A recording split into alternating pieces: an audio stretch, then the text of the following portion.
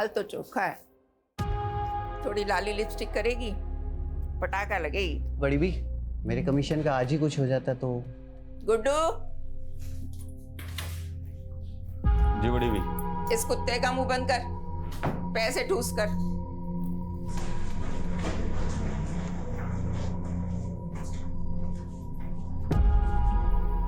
आज से ही काम शुरू करना है, तब तक यहीं रहना होगा, समझी? मुंह में जबान नहीं है क्या? भूख लगी है? खाना नहीं खाएगी तो रात भर कैसे टिकेगी? मैं खाना भिजवाती हूँ तुम्हारे लिए।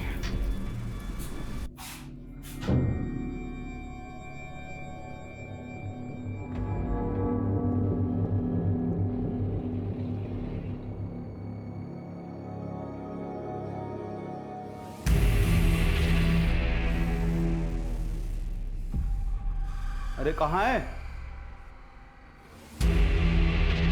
ए लड़की, कहाँ गई वो? वे कहाँ है वो?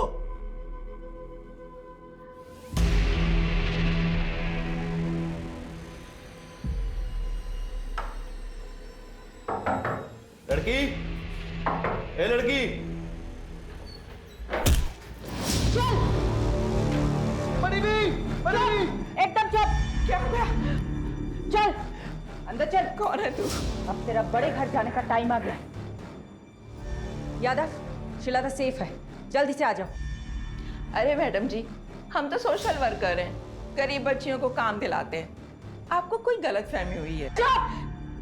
तेरा पूरा काला चिट्ठा है हमारे पास। इन दोनों को लेके जाओ और तब तक तोड़ो जब तक लाठी और हड्डी में से एक टूट ना जाए। चलो लेके जाओ। चल चल निकल, चल चल थाने।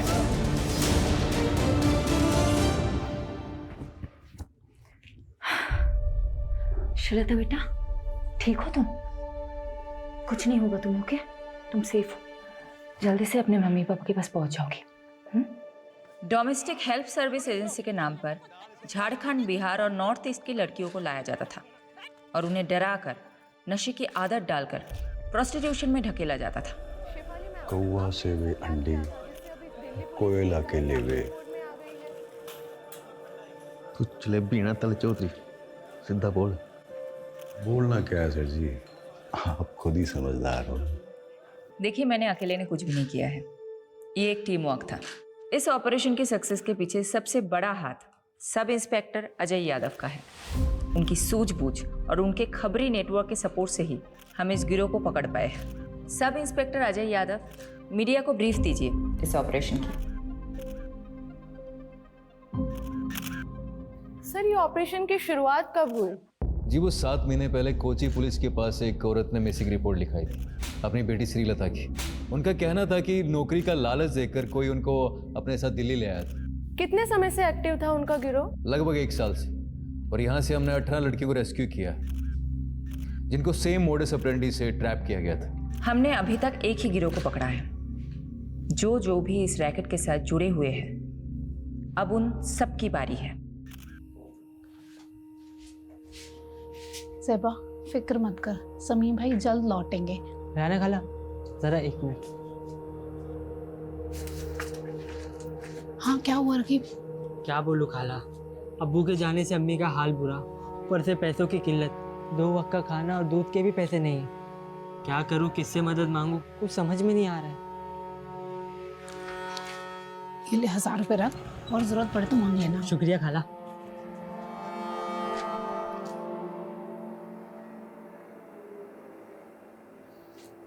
अजीज, शमीम का कुछ पता चला क्या? पुलिस ने कहा है कि वो पता लगाएगी शमीम का। वैसे मुझे नहीं लगता वो लोग कुछ करेंगे।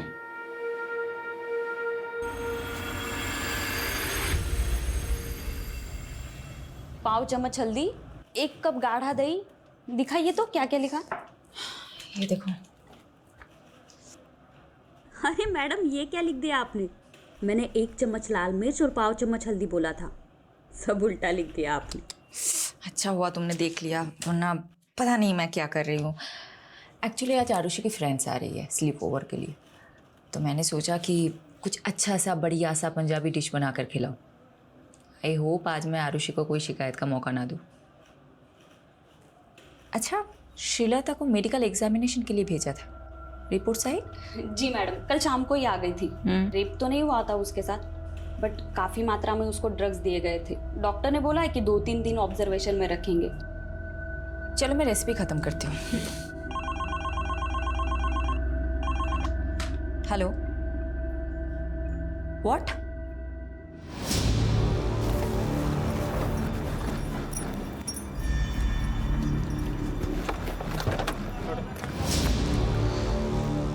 जैन मैम, लाश का चेहरा कुचला गया है, आइडेंटिफाई करना मुश्किल होगा।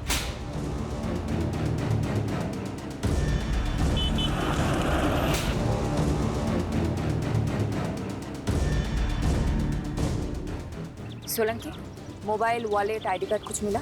नहीं मैडम जी। सोलंकी, पोस्टमार्टम के लिए गाड़ी को बुलाया कि नहीं? हाँ बोला सर। बोल दिया ना? कब तक आ रहा है? बस फिर चेक कर लेगा। दी, देखो मैंने लाइट ऑन कर दी, कैसा लग रहा है? Very good Rohan. जब तू बड़ा होगा तेरे फ्रेंड स्लीप ओवर के लिए आएगा ना, मैं भी चुपचाप लिविंग रूम में चली जाऊंगी। Living room? मैं क्यों जाऊँ लिविंग रूम में? एक ही रात की तो बात है रोहन। मैंने इतनी मेहनत की हमारा रूम साफ करने में, मैं नहीं जाऊंगा कहीं भी। ए चैम्प, तू एक काम कर, तू ना मेरे रूम में आ जा। ये लोग गर्ल्स नाइट आउट करेंगे तो हम भी बॉयज नाइट आउट करेंगे। मतलब मम्मी आज फिर से डिच करने वाली है? एक और झूठा प्रॉमिस किया मम्मी ने। जाने देना आरू, ये सोच कि तेरी फ्रेंड कितनी लकी है। अगर तेरी मॉम होती तो वो फिर से नई पंजाबी डिश ट्राई करती और हम लोगों को खिलाती, और हमें भी छोटी मोटी तारीफ करनी पड़ती। अभी एक काम करते, तुम लोगों का रूम फिर से सेट करते, ओके? चलो चलो चलो चलो। क्राइम सीन के पास और कुछ नहीं मिला, मर्डर वेपन भी नहीं। मैडम, पोस्टमार्टम रिपोर्ट आ गई। तो विक्टिम की उम्र 45 से 50 के बीच में, और हाँ, उसका खतना भी हुआ था। मतलब मुस्लिम था? और बॉडी पे 10 से ज़्यादा घाव थे। तो घाव को देख के ऐसा लगता है जैसे तेज़दार शूले से किए गए। मर्डर कब हुआ होगा? बॉडी तो काफ़ी सड़ चुकी है, देख के लगता है 4 से 5 दिन तो हो ही क्यों। मैडम, एक काम करता हूँ, विक्टिम के डिस्क्रिप्शन से मेल खाती हुई मिसिंग रिपोर्ट में आसपास के थाने में चेक करवाता हूँ। वैसे मैडम, मैं एक बात बताना भूल गई। हॉस्पिटल से कॉल आया था, श्रीलता की हालत अब काफ़ी बेहतर है। 1-2 दिन में डिस्चार्ज मिल जाएगा और परसों की ट्रेन है उसकी। पारुल, एक काम करना, कल तुम श्रीलता से मिलना। और ये लो, इस पैसों से उसे एक मोबाइल खरीद देना। और परसों तुम खुद जाना उसे स्टेशन छोड़ने, ओके? शेल्टर होम की केयरटेकर जाने वाली मैडम। फिर भी जाना है तुम्हें। यादव सर ना सही कहते हैं, आप हर केस को काफ़ी पर्सनली क्यों ले लेते हो? जब तुम खुद माँ बनोगी तब समझ जाओगे। किस्मत साथ दे रही है हमारा इस केस में। ओके। विक्टिम की डिस्क्रिप्शन से मेल खाती हुई मिसिंग रिपोर्ट हमें मिल गई। डिटेल्स बताना। डिटेल्स मैम, 6 दिन पहले नॉर्थ दिल्ली के निर्मल नगर थाने में शमीम खान नाम के एक आदमी की मिसिंग रिपोर्ट लिखाई गई थी। उम्र 45 साल, बीवी और बच्चे के साथ रहता था। बीवी और बच्चे का नाम क्या है? बीवी का नाम ज़ेबा है और बच्चे का नाम रकीब।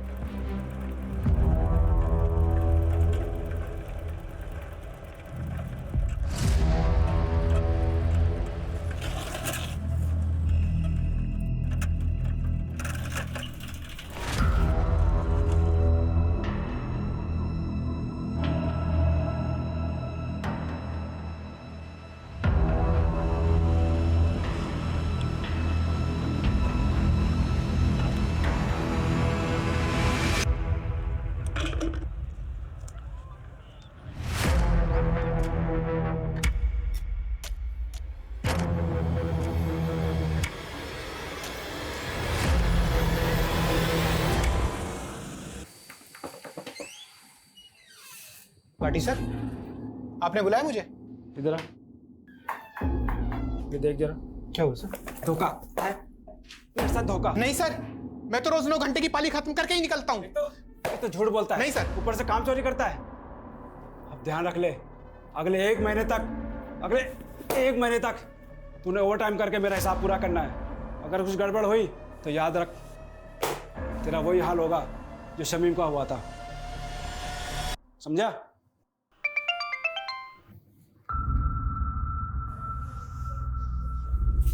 ये क्या है?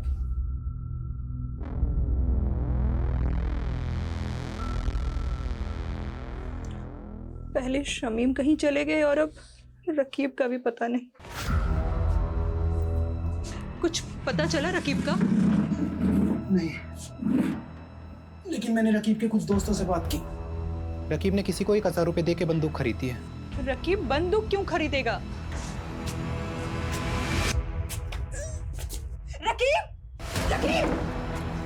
क्या हुआ बेटा? क्या हुआ? क्या हुआ रकीब? इसको खड़ा करो। क्या हुआ बेटा?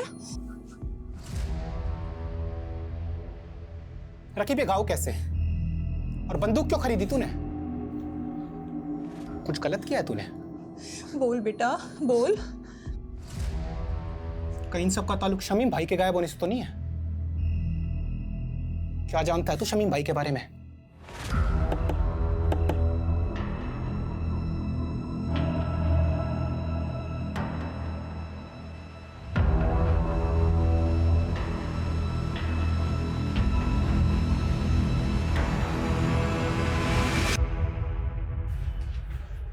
खोलो।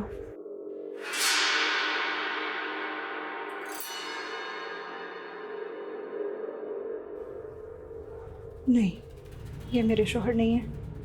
ये शमीम भाई नहीं है मैडम। चलो ज़ेबा। रुकिए। सोलंकी। लाश पे ये कपड़े थे।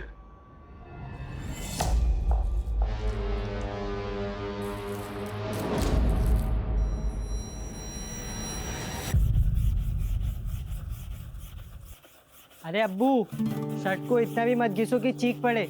शर्ट चीखेगी नहीं बेटा, चमक उठेगी। ये देख, तेरे बाप के हाथों का कमाल। एक शर्ट पूरे 5 साल चलाता हूँ, समझा? और मेरे इसी बचत के पैसों से तू हर 5 महीने में नई शर्ट खरीद पाता है।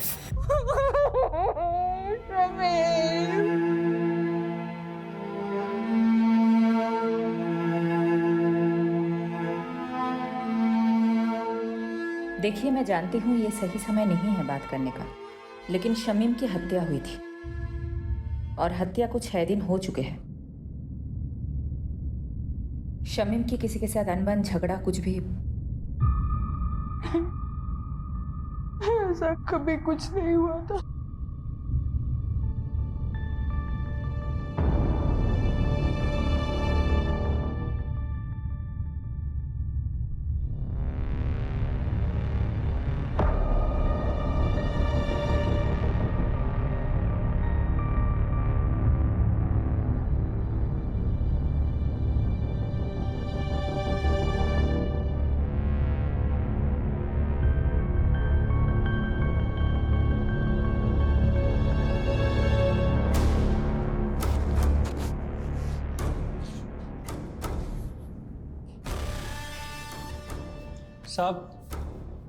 साहब वो बड़े साहब से मिलना था।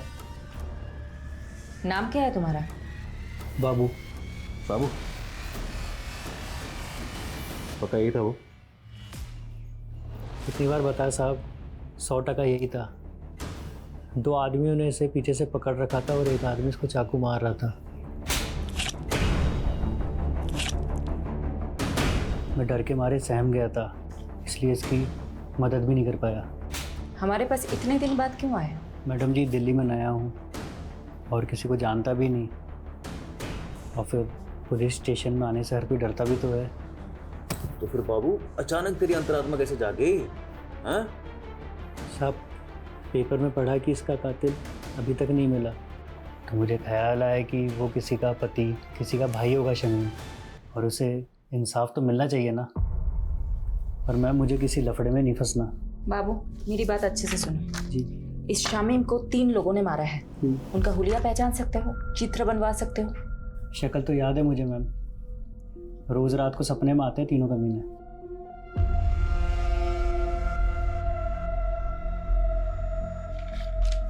हाँ साहब, हूबहू यही तीनों थे। दीजिए।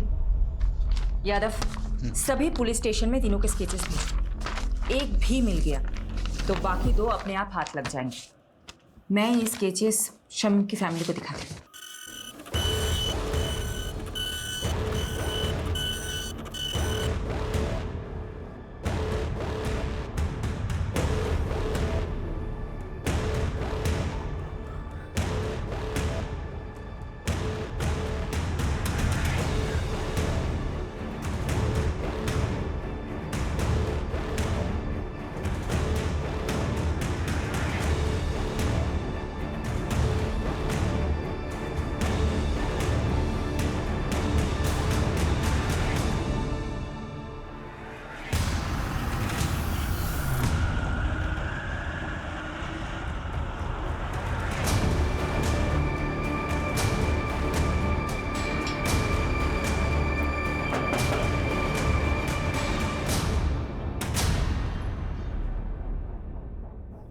सेबा, तुमने हमें बताया था कि शमीम की किसी के साथ दुश्मनी नहीं है, लेकिन हमें एक आई विटनेस मिला है जिसने 3 लोगों को शमीम को मारते हुए देखा था।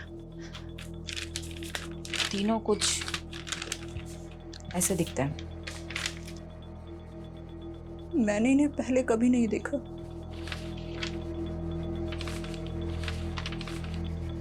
जिस रात शमीम गए थे तभी मुझे अजीब लग रहा था। मैंने उनसे पूछा भी था, ये इतनी रात को कहाँ जा रहे हैं? ज्यादा सवाल मत करो सेबा, जल्दी ही आ जाऊंगा, तुम चुपचाप सो जाओ।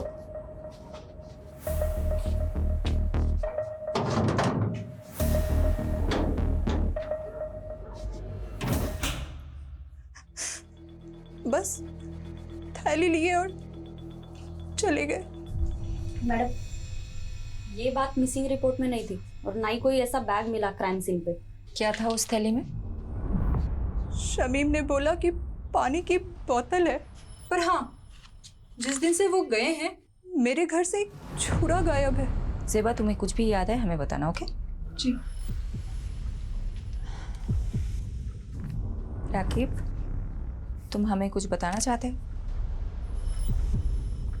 ये चोटें कैसे लगी है तुम्हें? वो कल रात मेरे दोस्त करीम से लड़ाई हो गई मेरी।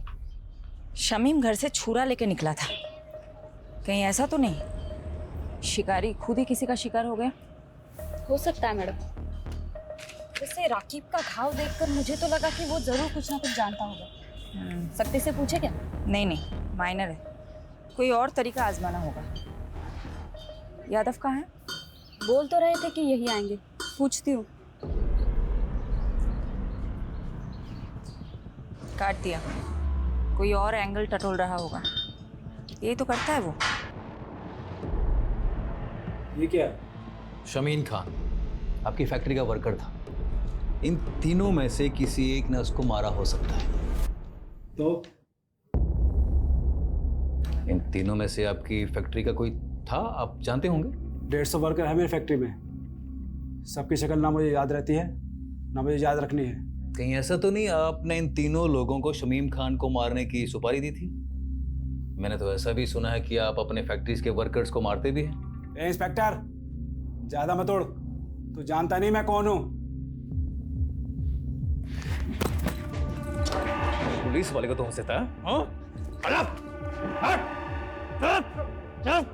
बहुत आकड़ है ना तेरे में, आज सब निकालता हूं। चल चल।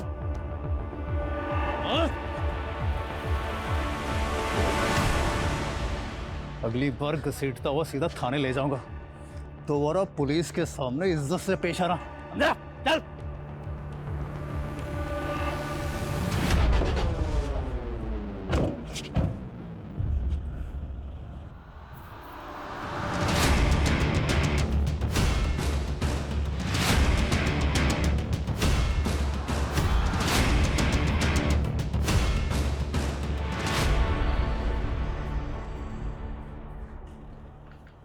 श्रीलता की रात की ट्रेन है ना? जी मैडम, कल रात तक अपने गांव पहुंच जाएगी। यादव सर का फोन है। स्पीकर पे रखना। हेलो सर, कहाँ हो आप? शमीम जिस फैक्ट्री में काम करता था वहीं गया था पूछताछ करने के लिए। पर पारुल एक काम करना, अभी मैडम को मैं बताना। यादव, फोन स्पीकर पे है। सॉरी मैडम, वो मैं पूरी इन्वेस्टिगेशन होने के बाद आपको बताना चाहता था। क्या बोलूं तुमको? Okay.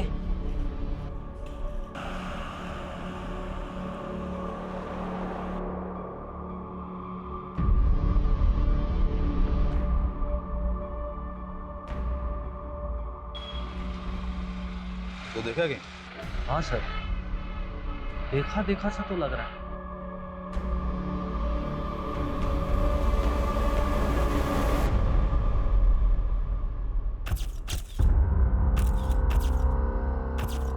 Meenakshi, I'm gonna miss you. उम्र 55 की लेकिन दिल बचपन का है तुम्हारा। 2 दिन के लिए तो जा रहे हो, महीनों के लिए नहीं। हाँ, लेकिन शादी के इतने सालों में भी 2 दिन भी मैं तुमसे दूर कहाँ रहा हूँ कभी। डॉक्टर हर्षवर्धन, मैं तो रेडी थी सूरत जाने के लिए, तुम ही ने तो मना किया ना। अब 2 दिन के लिए तुम मेडिकल कॉन्फ्रेंस में जाके क्या करती? नेक्स्ट मंथ मॉरिशस में एक मेडिकल सेमिनार है, उसमें चलेंगे ना साथ? ठीक है, चल बाय।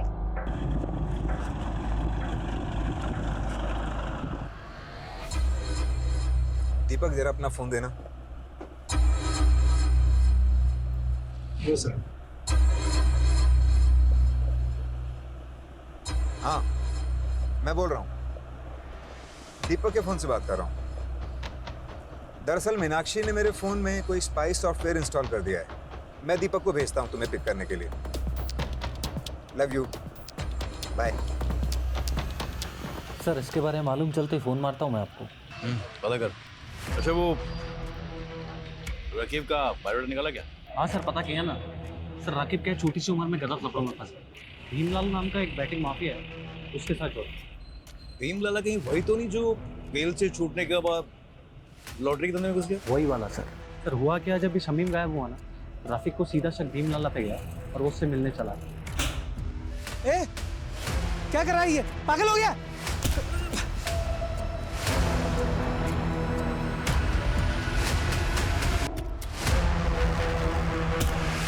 सर मारने गया था, मार खा के आ गया। सब मेरी गलती, मेरी वजह से अब्बू की जान गई। मुझे ऑनलाइन गेम की लत लग गई थी, जिसमें आप बहुत सारे पैसे कमा सकते हो। भीमलाला अपना मोबाइल और पैसे देता था मुझे गेम खेलने के लिए। ज़्यादा पैसे कमाने के लालच में 2 लाख रुपए कर्ज हो गए मुझ पर। भीमलाला पैसों की वसूली के लिए हमारे पीछे पड़ गया था। उस दौरान अब्बू अजीज़ अंकल के साथ बिजनेस शुरू करने का प्लान बना रहे थे। अजीज़ अंकल के दिए हुए 60,000 रुपये मैंने चुरा लिए और भीमलाला को दे दिए। बस बाकी के 1,40,000 कब देगा? वही ब्याज के साथ? दे दूंगा, जल्दी दे दूंगा। लेकिन अब्बू को पता चल गया कि वो पैसे मैंने लिए। बता क्या किया तूने पैसे? बताता क्यों नहीं, क्या किया? अरे तू आज तेरी वजह से सब कुछ हुआ है। माफ कर दो। क्या जवाब दूं अजीज भाई को? बोल। मुझे माफ कर दो अब्बू, मारो मुझे, मारो, मैं बहुत बुरा हूं अब्बू, मुझे मारो। क्या कर रहा है? क्या कर रहा है? पागल हो गया है क्या? सुन बेटा, क्या हुआ है? हाँ, हमें बता क्या हुआ है, हम कोई तरकीब निकालेंगे। बोल बेटा। लाला जी, मैं धीरे धीरे आपका सारा कर्ज चुका दूंगा। धीरे धीरे नहीं, जल्दी जल्दी। 15,000 रुपये महीना चाहिए मेरे को तेरे से। तू 15,000?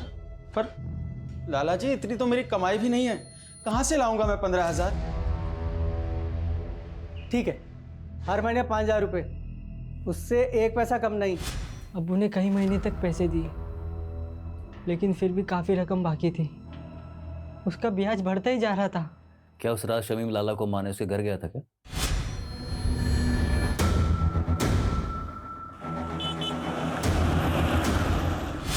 ताकि उसका कर्ज ना चुकाना पड़े? लगता तो ऐसा ही है मुझे, इसलिए मैं लाला से अब्बू की मौत का बदला लेना चाहता था। यादव, यादव, बस करो। कितना मारोगे? मर जाएगा ये।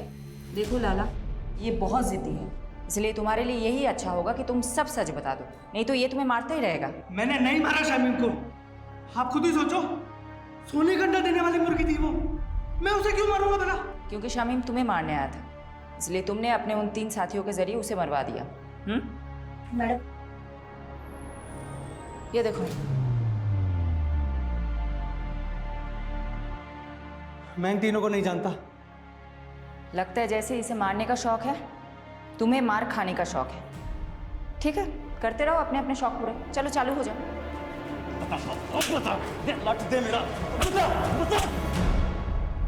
आई will call you back. Deepak. जी मैम। साहब को छोड़ा है एयरपोर्ट? जी मैम, छोड़िए। रास्ते में कहीं रुके थे? नहीं तो मैडम, घर से सीधा क्लिनिक और फिर क्लिनिक से शाम को एयरपोर्ट। तो गाड़ी रोहिणी में क्या कर रही थी दोपहर को? कार का जीपीएस मेरे फोन से कनेक्टेड है, झूठ मत बोलना। क्या साहब की माशूका रोहिणी में रहती है? ये सब आप मुझसे मत पूछिए, मैं आपको इस बारे में कुछ नहीं बता सकता, प्लीज। दीपक, दीपक।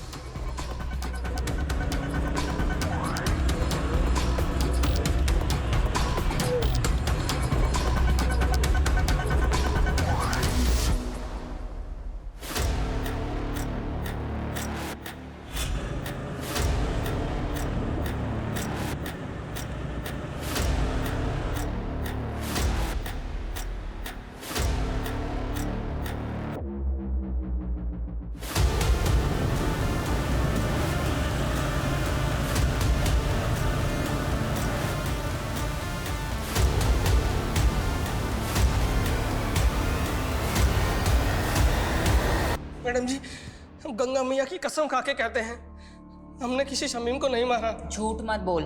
हमारे पास चश्मदीद गवाह है जिसने तुझे शमीम का मर्डर करते हुए देखा है, और तेरे साथ ये दोनों थे। कौन है ये दोनों? मैं नहीं जानता मैडम, और जब हमने खून ही नहीं किया है तो देखा किसने? सपने में। गुनाह कबूल करने में जितना टाइम लगाएगा ना, तेरे लिए मुश्किल उतनी ही बढ़ती जाएगी। मैडम जी, हम रिक्शा चलाकर गुजारा करते हैं और हमने आज तक कोई गलत काम नहीं किया है, और आप तो हम पे सीधा मर्डर का आरोप लगा रहे हैं। मैडम,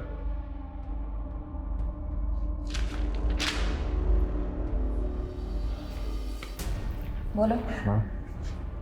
जीतू के बारे में पता किया मैंने। उसकी नॉलेज काफ़ी शरीफ आदमी है, कोई क्रिमिनल रिकॉर्ड भी नहीं है इसे। हो सकता है ये मर्डर से डेब्यू किया हो। इसे थोड़ी अपनी वाली ट्रीटमेंट दो, शायद सच उगल दे। तो मैं पारुल को बोलती हूँ शहर के सारे पुलिस स्टेशन में पता करे जीतू का कोई क्रिमिनल रिकॉर्ड है या नहीं।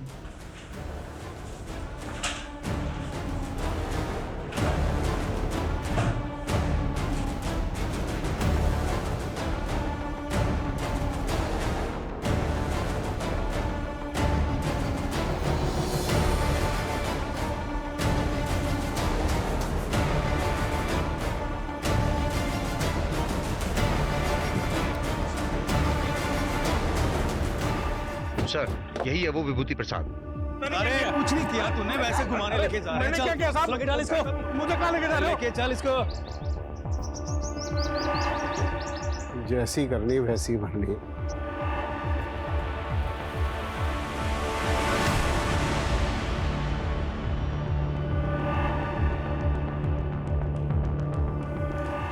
मैम यही है वो आदमी जिसने उसको चाकू मारा था।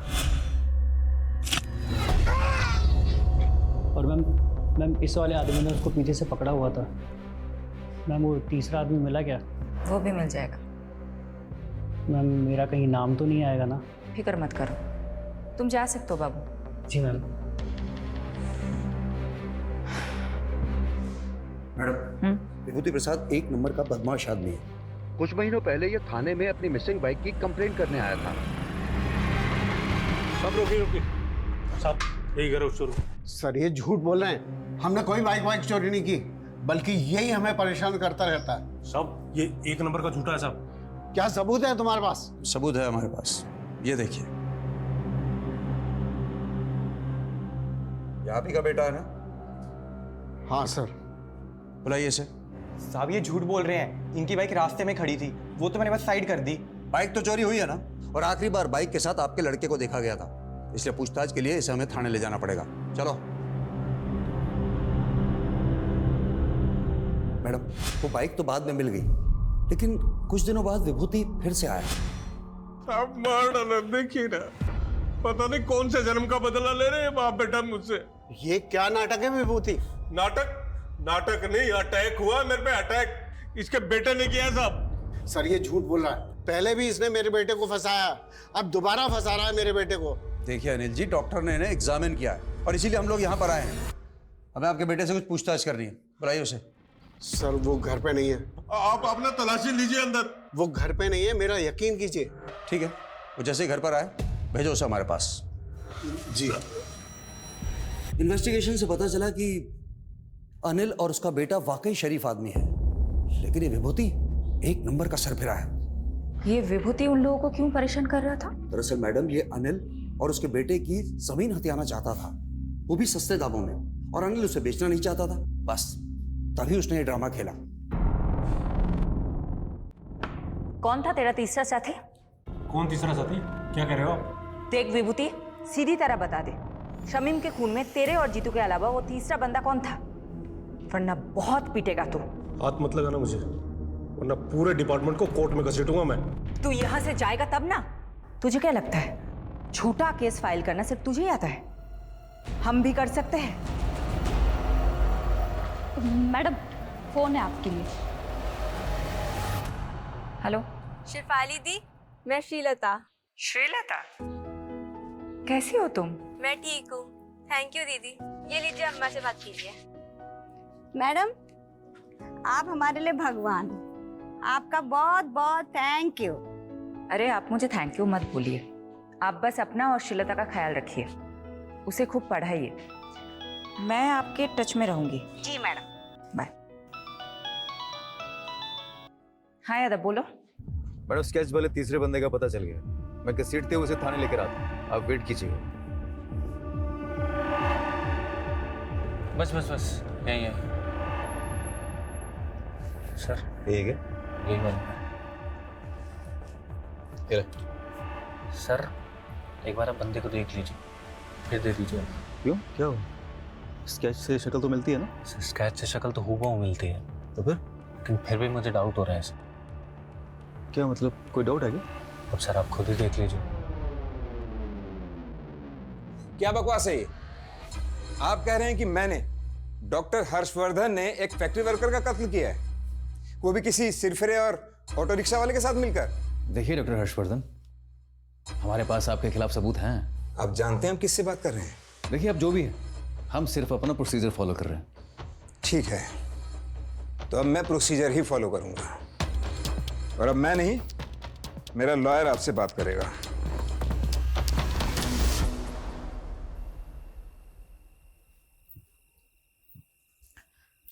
ये लो। हाँ हाँ, सब हंस रहे हैं मुझ पर, तुम भी हंस लो। सॉरी शिफाली, लेकिन ये तुम्हारा यादव है ना, जोश में होश को बैठता है। गलती सबसे होती है, इट्स ओके। ये गलती नहीं, ब्लंडर था। सीमोन किसी आई विटनेस ने बोल दिया और तुम लोग शहर के नामी डॉक्टर हर्षवर्धन को अरेस्ट करने के लिए निकल पड़े। क्या फायदा हुआ? 5 मिनट में उसका वकील उसकी बेल करा के चला गया। तुम वकील लोग ना कभी पुलिस की प्रॉब्लम नहीं समझोगे। तुम लोगों को मजा आता है कानून के लूप होल्स को निकाल के मुजरिम को बचाने में।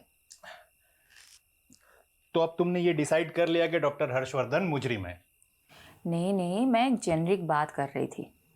देखो, डॉक्टर हर्षवर्धन को हमने पूछताछ के लिए बुलाया, उसका एक बेस था, एक आई विटनेस है जिसने सस्पेक्ट का स्केच बनवाया है। वो हुलिया बिल्कुल मैच करता है डॉक्टर हर्षवर्धन से।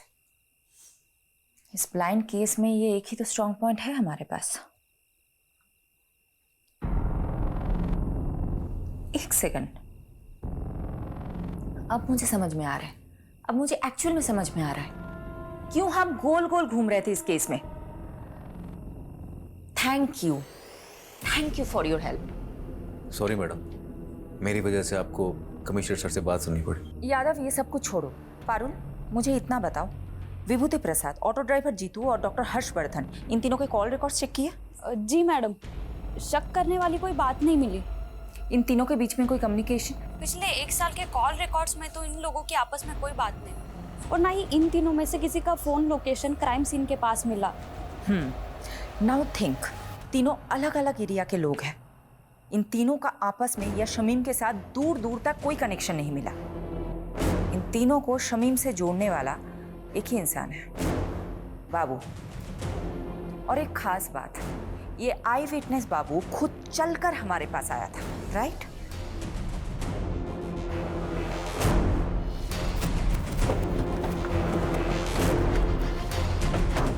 यादव,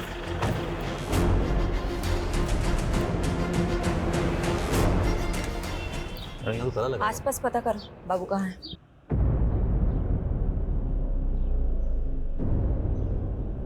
मैं बाद में बात करती हूँ। क्या हुआ? मैडम, आसपास पड़ोसी से बातचीत की मैंने, उनका कहना है कि बाबू काफी दिनों से गायब और उसका फोन भी बंद आ रहा है। मैंने ट्राई किया। मैडम जी, आप यकीन नहीं करोगे इस घर का मकान मालिक कौन है। राकेश पर इल्जाम लगाया ना, तो मैंने ही राकेश को बाबू के साथ में उस घर में रहने के लिए बोल दिया था, छुपा दिया था उसको। वो घर पे नहीं है, मेरा यकीन कीजिए। ठीक है, वो जैसे ही घर पर आए भेजो उसे हमारे पास।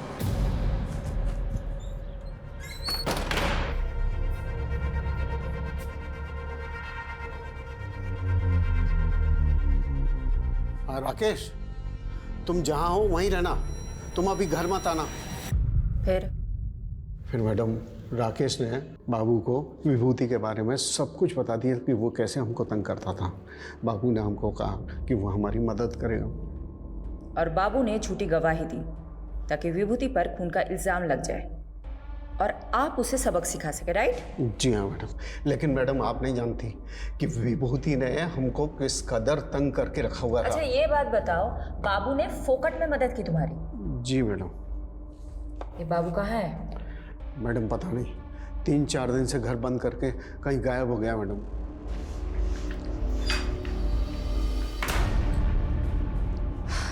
मैडम, बाबू के खिलाफ लुकआउट नोटिस जारी कर दिया है। एक बात मेरी समझ में नहीं आ रही, ये बाबू अनिल की मदद करने के लिए मर्डर केस में झूठा बयान देने जितना बड़ा रिस्क क्यों लेगा? मैडम हो सकता है बाबू शमीम के मर्डर में इन्वॉल्व हो और खुद गवाही देकर अपने शक की पॉसिबिलिटी खत्म करना चाहता हो। पॉसिबिलिटी है। तो बाबू और शमीम का क्या कनेक्शन है? ढूंढते हैं, कुछ तो निकलेगा। मैडम जी, बाबू के पुराने रिकॉर्ड्स चेक कर रही थी। आज से ठीक 5 महीने पहले तक वो फरीदपुर सिकंदराबाद में रहता था। शायद वहां से कुछ इन्फॉर्मेशन मिले।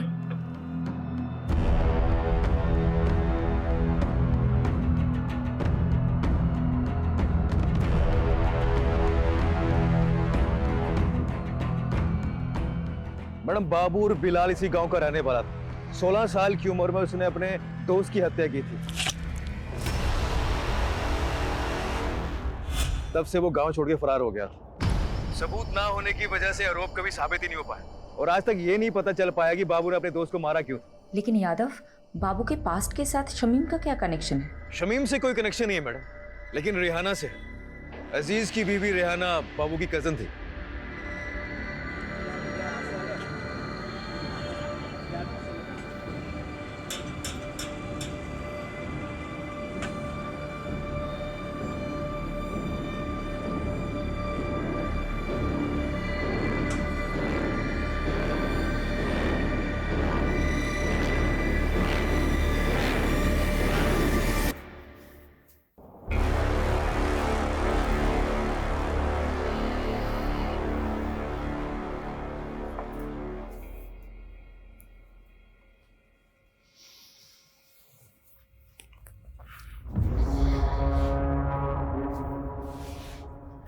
बस ज़ेबा, कब तक ऐसे चलेगा?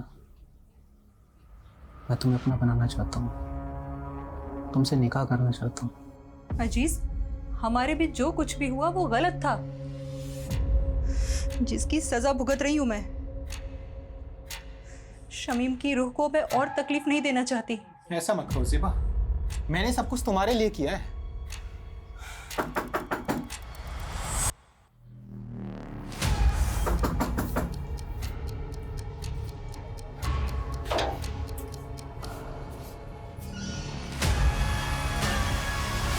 अजीज, चल अब आगे की खातिरदारी तेरी जेल में करते। मैं हमेशा से ज़ेबा को पसंद करता था। जब भीम लाला ने शमीम से पैसे हटने शुरू किए तो शमीम काफ़ी चिड़चिड़ा रहने लगा था। वो बात बात पर गुस्सा करता था। मुझे उसकी फिक्र होने लगी तो मैंने एक रोज़ ज़ेबा से बात करने का सोचा। अजीज, मेरी मुश्किलें तो खत्म होने का नाम ही नहीं ले रही हैं। रकीब की नादानी ने सब बर्बाद कर दिया। शमीम दिन रात काम करते हैं। मुझे कहीं ना कहीं अंदाजा था कि ये मसला पैसों का है।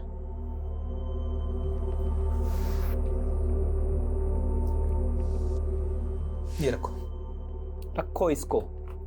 और हाँ, ना ये कर्ज है ना एहसान। हम धीरे धीरे नजदीक आ रहे थे। ज़ेबा भी मुझे पसंद करने लगी थी। लेकिन एक दिन शमीम को सब पता चल गया। ज़ेबा, ज़ेबा, दरवाजा खोल, दरवाजा खोल ज़ेबा। अजीज, शमीम, मुझे माफ कर दीजिए, मैं आपके हाथ जोड़ती हूँ। गलती हो गई शमीम, माफ कर दीजिए, हमसे बहुत बड़ी गलती हो गई, माफ कर दीजिए शमीम। उस दिन के बाद से सब खत्म हो गया था। ज़ेबा ने मुझसे मिलना छोड़ दिया था, लेकिन मेरे जहन में दिन रात सोते जागते सिर्फ ज़ेबा का ही ख्याल था। तो ज़ेबा को पाने के लिए शमीम को रास्ते से हटाने का प्लान बनाया तुमने?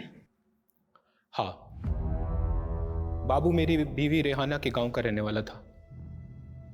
गांव में उस पर एक हाफ मर्डर का केस भी चल रहा था। मैंने उससे मदद मांगी। वो 2 लाख रुपए के बदले शमीम का काम तमाम करने को तैयार हो गया। रिहाना जानती थी इसके बारे में? नहीं, सारा प्लान मेरा और बाबू का था। प्लान के मुताबिक मैं एक दिन शमीम से मिलने गया।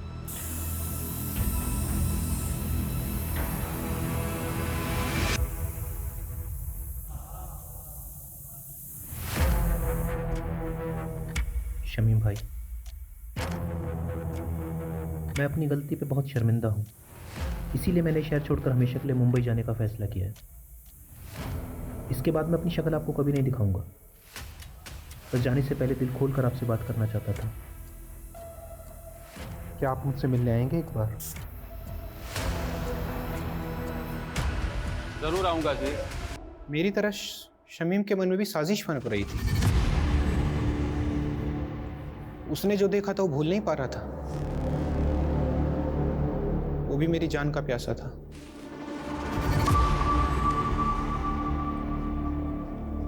अरे शमीम भाई, बहुत बहुत शुक्रिया आप आए, सच बहुत खुशी हुई। और अब अफसोस होगा कमीने, छोड़ूंगा नहीं। माफ करना शमीम भाई, लेकिन ज़ेबा सिर्फ मेरी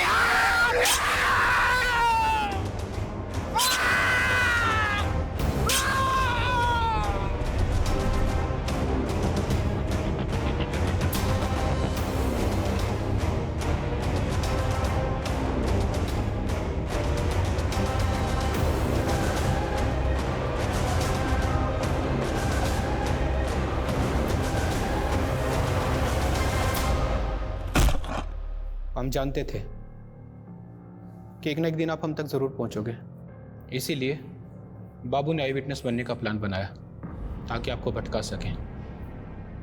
बाबू ने विभूति प्रसाद, जीतू और डॉक्टर हर्षवर्धन का नाम क्यों लिया था? ऐसा कुछ सोचा नहीं था। बाबू के दिमाग में जो हुलिया आया वो बयां करता चला गया। इरादा सिर्फ आपको भटकाने का था।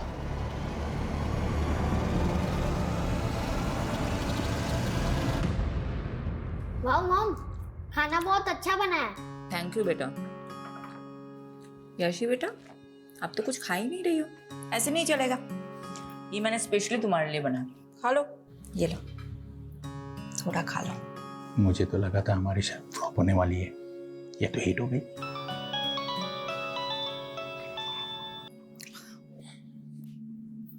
हाँ यादव, बोलो। मैडम, बाबू पकड़ा गया, माऊ में जाकर छिपा था। उसने बताया जीतू और डॉक्टर हर्षवर्धन का नाम क्यों लिया था? बदला लेने के लिए। बड़ी अजीब कहानी है मैडम। बाबू जब पहली बार शहर आया था तो उसने जीतू का रिक्शा लिया था और सिर्फ 15 रुपए के लिए दोनों में बहस हो गई। क्या 15 रुपए के लिए बाबू ने जीतू को मर्डर केस में फंसाया?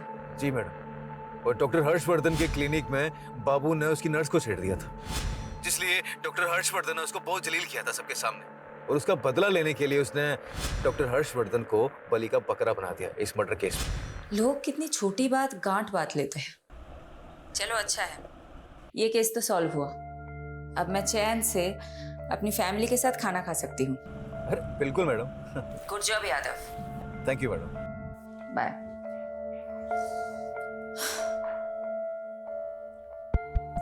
अच्छा सुनो, तुम सब कौन सी मूवी देखोगे, एक्शन या कॉमेडी? Action movie.